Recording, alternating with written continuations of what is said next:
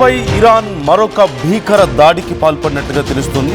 Egypt Damietta పోర్ట్లోని America LNG స్థావరంపై దాడి చేసింది. అమెరికా గ్యాస్ ట్యాంకర్ వెనర్గోస్ వింటర్పై డ్రోన్ అటాక్ చేసింది. మంటల్లో ఎల్ఎన్జీ నౌక తగలబడిపోయింది. నౌకలోని సిబ్బంది సురక్షిత ప్రాంతానికి తరలించబడ్డట్లుగా తెలుస్తుంది. ఇరాన్ దాడి చేసినట్లుగా ఇప్పుడు అనుమానాలైతే వ్యక్తం అవుతున్నాయి. ఇరాన్పై ప్రతీకారం తప్పదంటూ మరోవైపు ట్రంప్ హెచ్చరికలు కూడా జారీ చేశారు. ఇరాన్తో యుద్ధం ఆపేసి చర్చలకు వెళ్తామని ట్రంప్ ప్రకటించిన కాసేపటికే ఈ భీకర దాడి జరిగింది. తాజా దాడితో మరొకసారి అమెరికా ఇరాన్ మధ్య ఉద్రిక్తతలు చోటు చేసుకోవడం మనం చూస్తూనే ఉన్నాం. ఇది ఈజిప్ట్లో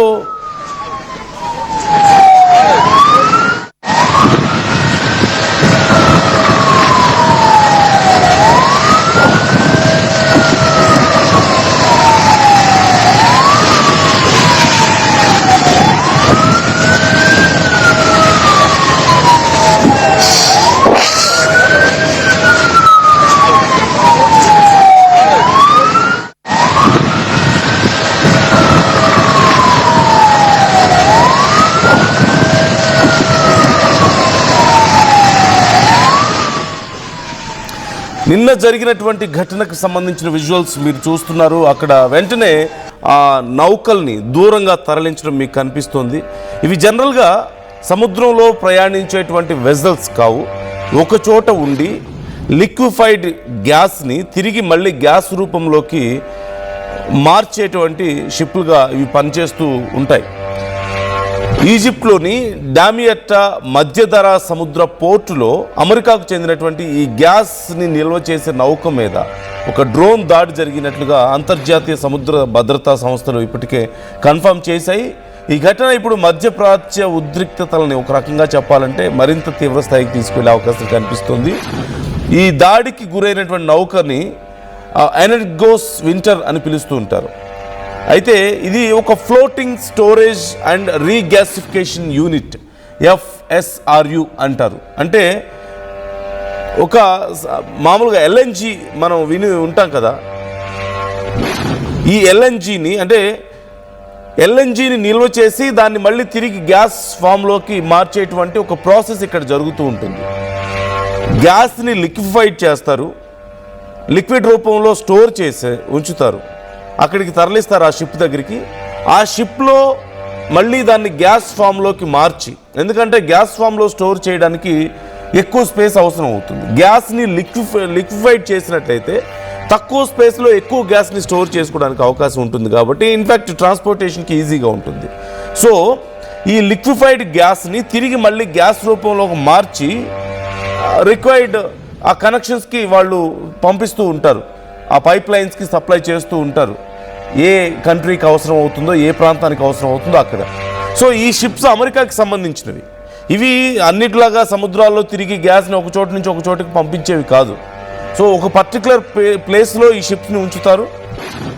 ఇవి తీరానికి దగ్గరలో ఉంటాయి, ఆ ల్యాండ్కి దగ్గరలో ఉంటాయి సముద్రంలో. లిక్విఫైడ్ గ్యాస్ని తీసుకొచ్చినటువంటి పెద్ద పెద్ద వెజల్స్ దగ్గర నుంచి వీటిలోకి ట్రాన్స్ఫర్ చేసిన తర్వాత ఆ లిక్విఫైడ్ గ్యాస్ని మళ్ళీ తిరిగి గ్యాస్ ఫామ్లోకి వాళ్ళు మార్చి భూమి మీదకి పంపిస్తూ ఉంటారు. అంటే ల్యాండ్ మీదకి ఉన్నటువంటి కనెక్షన్స్కి వాళ్ళు పంపిస్తూ ఉంటారు. This is the process. అయితే ఇప్పుడు అలాంటి ఒక షిప్ మీద, అలాంటి ఒక పెద్ద నౌక మీద దాడి జరిగినట్లుగా మనకు కనిపిస్తుంది. You can see on the screen ఒక డ్రోన్ వచ్చి డైరెక్ట్గా ఆ పెద్ద నౌక మీద ల్యాండ్ అవ్వడం మీకు కనిపిస్తుంది. అదిగో మీకు చూడొచ్చు ఆ స్క్రీన్లో, అవి మీకు ఆ విజువల్లో చాలా క్లియర్గా కనపడుతుంది. సో అప్పటికే గమనించిన కొంతమంది దీన్ని వీడియో కూడా తీశారు. అయితే ఇరాన్ ఇంతవరకు దీనికి సంబంధించి క్లెయిమ్ చేసుకోలేదు మేమే చేసామని. బట్ యుఎస్ ఇప్పటికే రెస్పాండ్ అయింది. ఒక మీట్లో, ఒక ప్రెస్ మీట్లో ఉన్నప్పుడు ట్రంప్ని అడిగారు, ఇలా ఈజిప్ట్లో మీ షిప్ మీద దాడి జరిగిందట కదా అని చెప్పి అడిగితే, we're going to hit them back harder అంటూ ఆయన రిప్లై ఇవ్వడం మనకు కనిపించింది ఇక్కడ. అంటే ఇప్పటికీ ఇరాన్ కన్ఫర్మ్ చేసుకోకపోయినప్పటికీ యుఎస్ చెప్తోంది ఇది ఇరాన్ చేసిన పనే ఖచ్చితంగా, కాబట్టి మేము మరింత దాడులు చేయడానికి సిద్ధంగా ఉన్నాం అంటూ యుఎస్ ప్రకటించడం ఇక్కడ మనకు కనిపిస్తుంది. బ్రిటిష్ సముద్ర భద్రతా సంస్థలు ఆంబరీ అండ్ వాన్గార్డ్ ప్రాథమికంగా దీనికి సంబంధించి ఒక కన్ఫర్మేషన్ ఇచ్చాయి. ఒక డ్రోన్ లేదా ఒక ప్రొజెక్టైల్ ఈ నౌక మీద దాడి చేసి ఉండొచ్చు అని it's very clear visual. Drone దాడి చేసింది అనేది మనకు కనిపిస్తుంది. వెంటనే మొత్తం అగ్ని ప్రమాదం చోటు చేసుకుంది. అక్కడ అగ్ని మంటలు ఒక్కసారిగా చెలరేగాయి. అయితే పక్కనే 2 పెద్ద నౌకలు ఇలాంటివి ఉన్నాయి. ఇమ్మీడియట్గా ఆ నౌకల్ని సపరేట్ చేశారు. అయితే ఆ నౌకల లోపలి భాగానికి పెద్దగా డ్యామేజ్ జరగకపోవడంతో అతిపెద్ద ప్రమాదం తప్పింది. ఎందుకంటే ఈ నౌకల్లో లిక్విఫైడ్ గ్యాస్ ఉంటుంది. వాటికి కనెక్ట్ చేసి గ్యాస్ పైప్ లైన్స్ ఉంటాయి, గ్యాస్ని పంపించేటువంటి పైప్ లైన్స్ ఉంటాయి. సో ఒకవేళ కనుక ఈ నౌకలు కనుక పూర్తిగా దెబ్బతింటే, పూర్తిగా కనుక డ్యామేజ్ అయి ఉంటే అగ్ని ప్రమాదానికి, అక్కడి నుంచి ఆ ఫైర్ అనేది ఆ పైప్ లైన్స్లోకి ఎంటర్ అయ్యి చాలా తీవ్రమైనటువంటి భయంకరమైనటువంటి నష్టం జరిగి ఉండేది. అంటే ఆ పైప్ లైన్స్ ఎంత దూరం వెళ్తాయో అంత దూరము ఇవి బ్లాస్ట్ అయ్యే అవకాశం ఉంది. చాలా పెద్ద కొన్ని వందల వేల కోట్ల నష్టం జరిగే అవకాశం ఉంది అక్కడ. అయితే ఇలాంటి ప్రొజెక్టైల్స్ని, చిన్న డ్రోన్స్ని, ఒక కొద్దిపాటి మిజైల్స్ని సైతం తట్టుకునే స్థాయిలో ఈ షిప్స్ని డిజైన్ చేసి ఉంటారు. ఎందుకంటే చాలా పెద్ద ఎత్తున లిక్విఫైడ్ గ్యాస్ ఉంటుంది. దాన్ని తిరిగి గ్యాస్ రూపంలోకి మారుస్తూ ఉంటారు ఆ లిక్విఫైడ్ గ్యాస్ని.